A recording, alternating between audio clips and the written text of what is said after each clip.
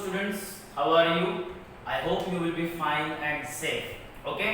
As you know, in the previous lecture we have started 1.4 Revati's musical plans, but unfortunately this lesson is reduced. इस lesson को syllabus से reduce कर दिया है, मतलब कम कर दिया है. The whole lesson will not be taught. Okay, आपको पता होगा कि 25% सिलेबस कम हो गया है, उसको रिड्यूस किया है. तो इसमें यूनिट नंबर 1 का ये जो फोर्थ लेसन है, Revathi's musical plants, this lesson is reduced, this lesson is omitted, so we will not learn this lesson. हमने लास्ट लेक्चर में पेज नंबर 18 तक किया था, लेकिन इसके आगे हम कंटिन्यू नहीं करेंगे. we will not continue because the syllabus is or the lesson is omitted or the lesson, the whole lesson is reduced. Okay, so page number 21, see on directly page number 21, there are some activities that you have to learn. Activities पे आपको question आने वाला है, because the whole lesson is not considered for evaluation, for examination, but activities may be considered. Activities आ सकती है, क्योंकि उन्होंने पेज नंबर डायरेक्टली दिया है कि कौन से पेज नंबर रिड्यूस होंगे. तो उसमें लेसन का पूरा जो पेज नंबर है वो रिड्यूस हो गया है, और page number 21 and page number 22 पे जो एक्टिविटीज है वो आपको इवैल्यूएशन के लिए, मतलब एग्जामिनेशन के लिए पूछे जा सकते हैं. Okay, so we will learn those activity on page number 21. Okay, page number 21, activity 3A. A word chain consists of words of a certain category that begin with a letter that the previous word has ended with. word chain आपको पता ही है कि हम जब word chain बनाते हैं तो जो वर्ड होता है उसके एंडिंग लेटर से सेकंड वर्ड बनाते हैं, नेक्स्ट वर्ड बनाते हैं, नेक्स्ट वर्ड के एंडिंग लेटर से नेक्स्ट बनाते हैं, नेक्स्ट वर्ड के एंडिंग से नेक्स्ट वर्ड बनाते हैं. Okay, so complete the word chain adding 4 nouns from the text. Keep in mind you have to write nouns, not verbs, adjectives, adverbs or other words. You have to complete the word chain of noun. Okay, so first word is music. Okay, ending letter is C. Okay, C for courtyard. Okay, ये सभी words आपको lesson से find out करने हैं. तो music हो गया, music के बाद कोर्टियार्ड. ओके, C से कोर्टियार्ड हो गया. अब D से आप डे बना सकते हो. ओके, S से डेज बना सकते हो. डेज है मतलब डेज ये वर्ड है. Okay, keep in mind days. और डेज से S आएगा तो S से आप सरप्राइज बना सकते हो. ओके, सरप्राइज का एंडिंग लेटर आएगा E, सो E से आप बना सकते हो इवनिंग. ओके, सो ऐसे आपके वर्ड्स आएंगे courtyard, D, days, S, surprise, evening.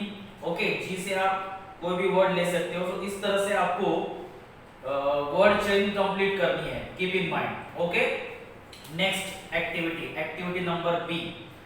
Add the appropriate prefix to make the following words opposite in meaning. दिए गए वर्ड्स को अपोजिट बनाना है प्रीफिक्स ऐड करके. ओके, सो पहला है कंटिन्यू. कंटिन्यू में कौन सा प्रीफिक्स ऐड होगा? dis, so it will become discontinue. Okay, दूसरा है पॉसिबल. पॉसिबल में क्या ऐड होगा? im, impossible.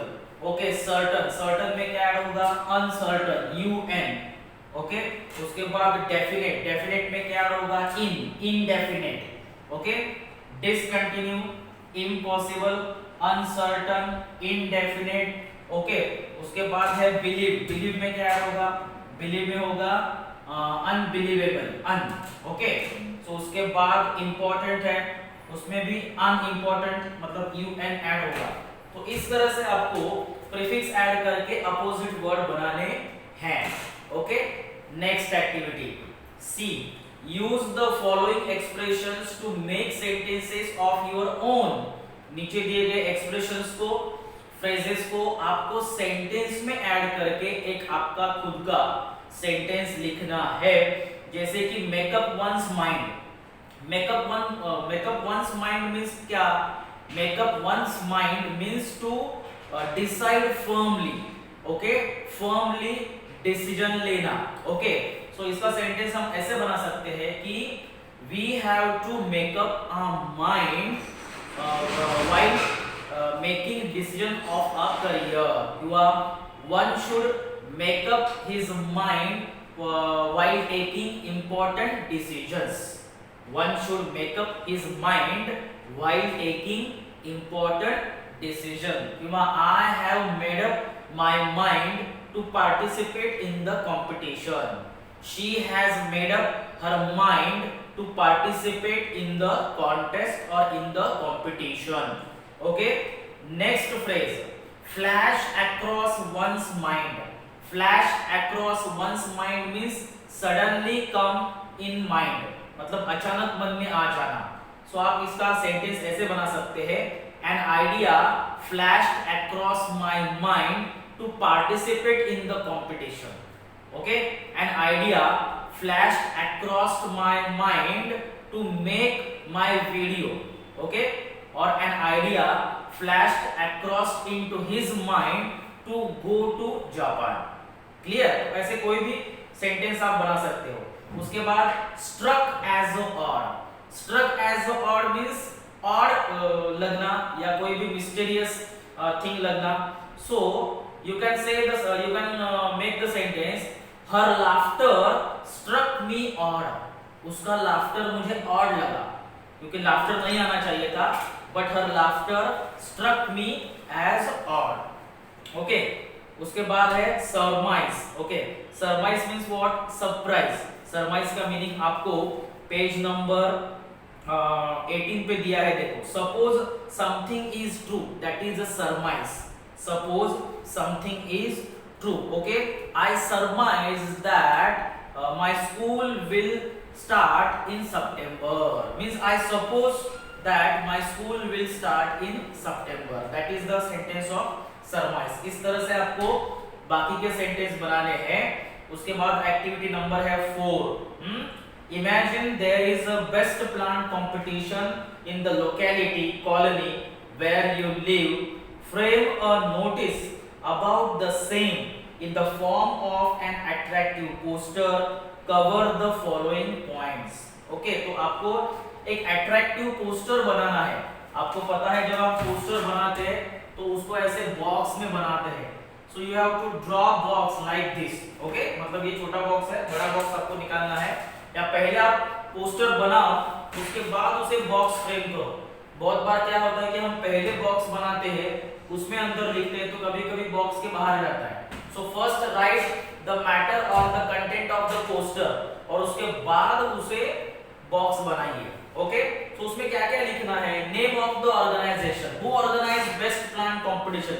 किसने ऑर्गेनाइज किया है? आप किसी भी ऑर्गेनाइजेशन का नाम ले सकते हो, या आपके स्कूल का नाम भी आप लिख सकते हो कि Saint Xavier schools, Saint Xavier school organised best plant competition. Okay, या rotary club of Virar organising best plant competition. Okay, so name of the organisation. Second है name of the contest. Contest का नेम क्या है? दिया है आपको, best plant competition. So Saint Xavier's organising best plant competition. Saint Xavier's organising best plant competition. इस तरह से आपको टाइटल बनाना है. ओके, उसके बाद क्या लिखना है? Date and venue. Date and venue का आप यहाँ भी लिख सकते हो या एंडिंग में भी लिख सकते हो. यहाँ आप डेट एंड वेन्यू का एक बॉक्स बना सकते हो अलग. ओके, उसके बाद है हु कैन पार्टिसिपेट. कौन पार्टिसिपेट कर सकता है? आप उसका एज ग्रुप डिसाइड कर सकते हो. You can decide age group. Okay, from मतलब एज ग्रुप ऑफ 7 to 14 और age group of 8 to 16 will participate or can participate in this competition. Then उसके बाद क्या लिखना है? प्राइजेस. प्राइजेस क्या है? प्राइजेस आप क्या देने वाले हो? जैसे कि 1000 रुपीज है, या कोई मतलब गिफ्ट पैक है. कौन सा गिफ्ट, कौन से प्राइज आप देने वाले हो या वो ऑर्गेनाइजेशन देने वाली है, वो आपको आपके मतलब तरफ से लिखना है. You have to decide what prizes. And last one, contact details for further inquiry. Contact details, ये कॉन्टैक्ट डिटेल्स जो ये आप यहाँ लिख सकते हो कि किसको कॉन्टैक्ट करना है. उसका मोबाइल नंबर या उसका शॉर्ट में एड्रेस और email ID. Mobile number, address और email ID. Address is not important, but mobile number and email ID is important. So mobile number मतलब उस व्यक्ति का नाम, person's name, then mobile number, then email ID आप इस corner के box में लिख सकते हो. डेट एंड वेन्यू आप इस कॉर्नर के बॉक्स में लिख सकते हो. ओके, मतलब डी मतलब डेट और सी मतलब कॉन्टैक्ट. ओके, इस तरह से आप एक अट्रैक्टिव पोस्टर बनाएंगे. प्राइजेस अगर आपको लिखने हैं, प्राइजेस के लिए आप ऐसे भी बॉक्स बना सकते हो कि अट्रैक्टिव प्राइजेस.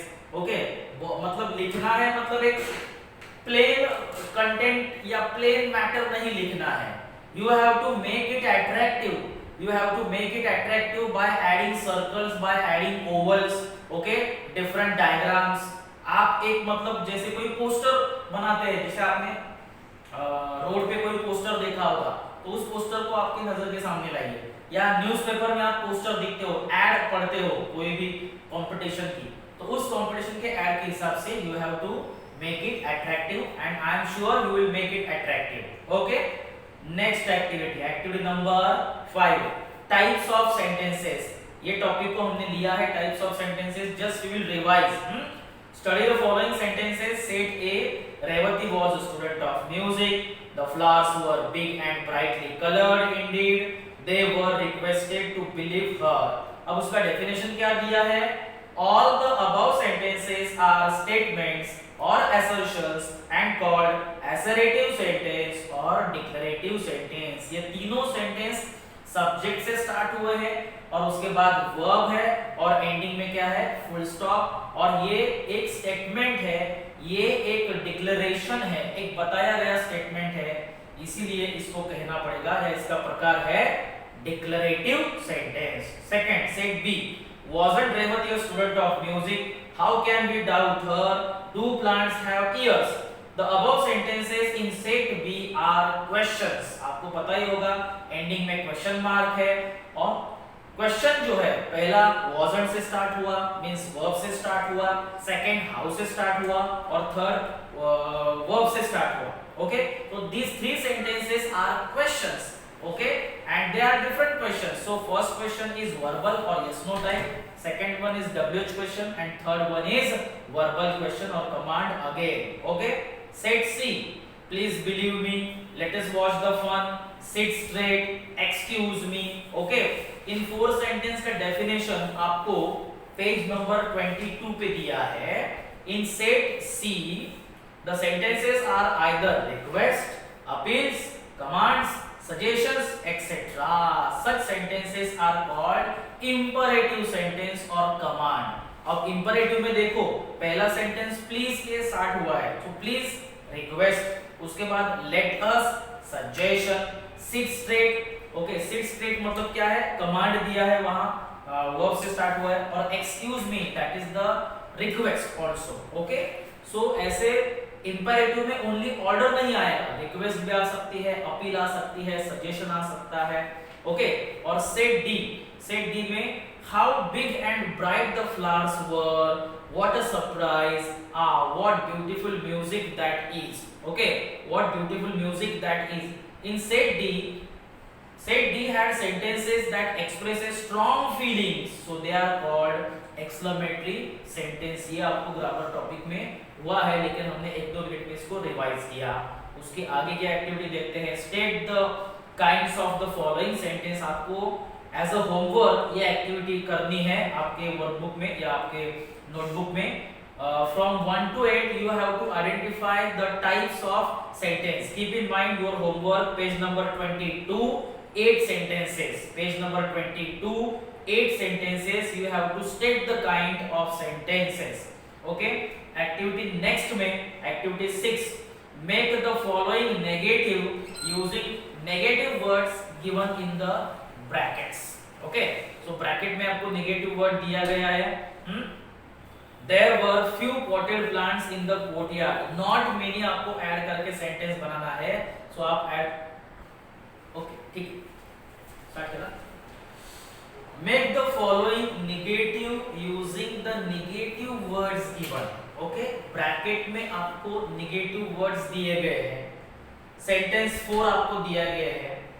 हर एक सेंटेंस के सामने जो वर्ड है, not many, not as healthy as, would not, no one did not, इन वर्ड्स को सेंटेंस में ऐड करना है और सेंटेंस को नेगेटिव बनाना है। ये ग्रामर का टॉपिक है एक्चुअली, हम ग्रामर में इसको लेने ही वाले हैं, लेकिन ये अब लेसन की एक्टिविटी है, इसलिए हम उसको लेसन से कनेक्ट करते हैं एक्टिविटी के हिसाब से। So first sentence, there were few potted plants in the courtyard. There were few potted plants. अब there were few potted plants में आपको not many ऐड करना है। ओके, तो few potted plants, few आपको निकालना है क्योंकि while making negative meaning should not be changed. Keep in mind, sentence का मीनिंग और सेंटेंस का टेंस इनको चेंज नहीं करना है जब आप अफर्मेटिव से नेगेटिव करते हो या नेगेटिव से अफर्मेटिव करते हो। अब आपको इस एक्टिविटी में क्या करना है, नेगेटिव करना है। Means 1 to 4 sentences are affirmative, they are positive sentence, उसको आप नेगेटिव करने वाले हो और उसे भी आपको हेल्प दिया गया है। ब्रैकेट में आपको जो वर्ड्स है उस वर्ड्स को सेंटेंस में ऐड करके कुछ वर्ड्स को रिमूव करना है या कुछ वर्ड्स को रिप्लेस करना है। जैसे कि अब नॉट मेनी ऐड करना है, तो नॉट मेनी ऐड करते वक्त while adding not many few को निकालना है, तो सेंटेंस कैसे बन जाएगा, देयर वर, उसके बाद नॉट मेनी ऐड करो, there were not many potted plants, there were not many potted plants in the courtyard. Okay, a few को निकाल दिया और वहां ऐड कर दिया not many। इससे क्या हुआ, सेंटेंस का मीनिंग सेम, सेंटेंस का मीनिंग चेंज नहीं हुआ। there were few potted plants, थोड़े से ही मतलब potted plants थे, थोड़े से थे मतलब बहुत नहीं थे। Okay, so there were not many means there were few. Okay, so meaning is not changed, only sentence का form change हुआ। दिया गया सेंटेंस अफर्मेटिव था, हमने जो किया वो नेगेटिव, ब्रैकेट में जो वर्ड दिया है उसे उसके हेल्प से। Okay, I think you have understood. Second, they looked healthier than the other plants. अब आपको ऐड करना है not as healthy as। अगर आप केयरफुली इस सेंटेंस को देखेंगे तो आपको पता चलेगा ये सेंटेंस डिग्री का सेंटेंस है।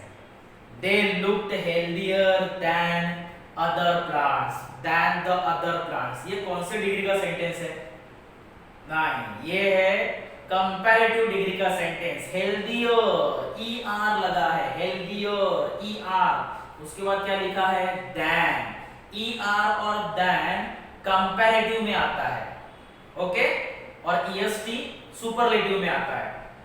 ब्रैकेट में क्या दिया है, not as healthy as. Okay, not as healthy as मतलब ये कौन सा डिग्री होने वाला है, दिस इज पॉजिटिव डिग्री, मतलब आपको कंपैरेटिव से पॉजिटिव डिग्री में कन्वर्ट करना है।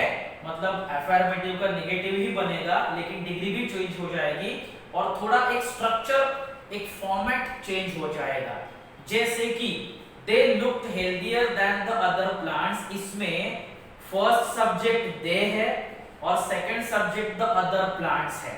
ओके, और आपको नॉट भी यूज करना है।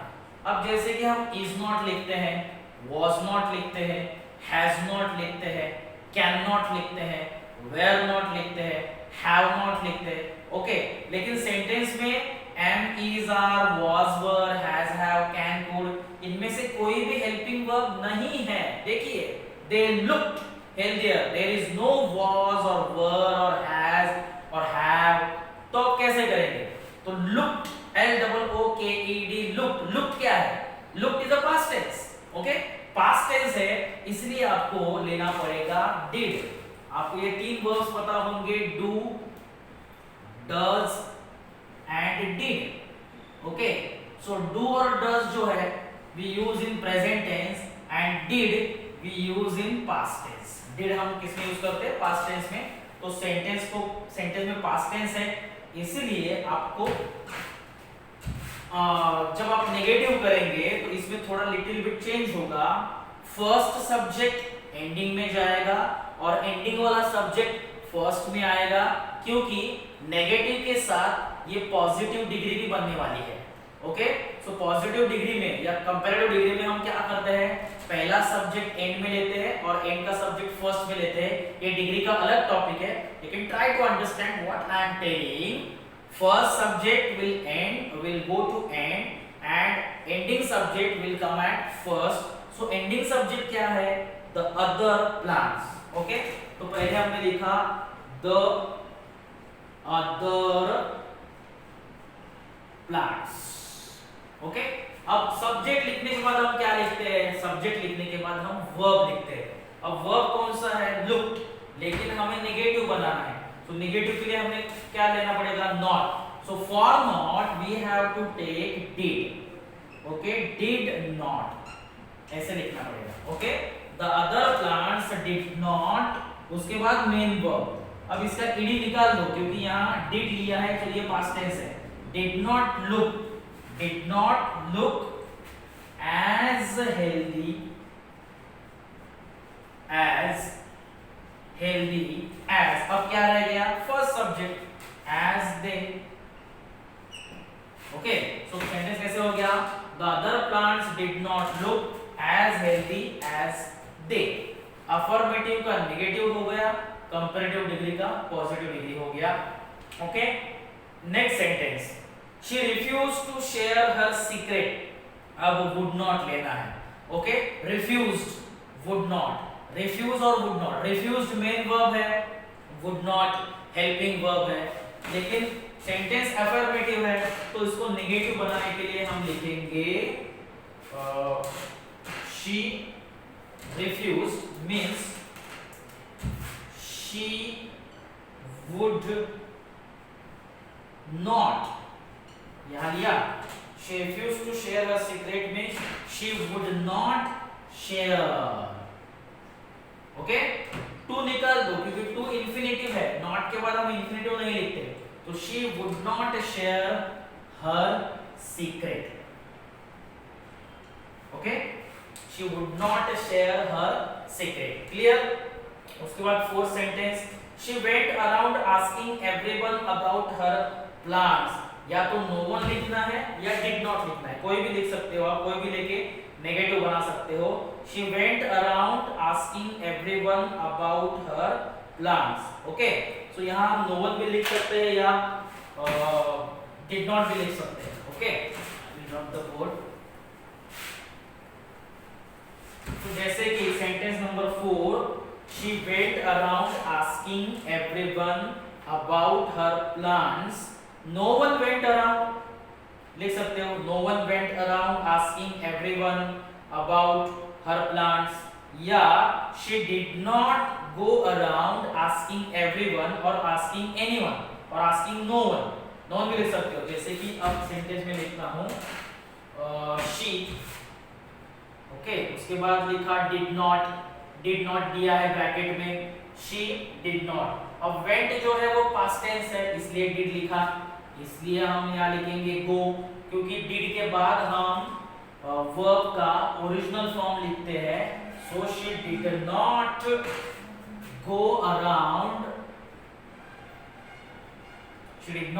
around, asking everyone or no one, asking no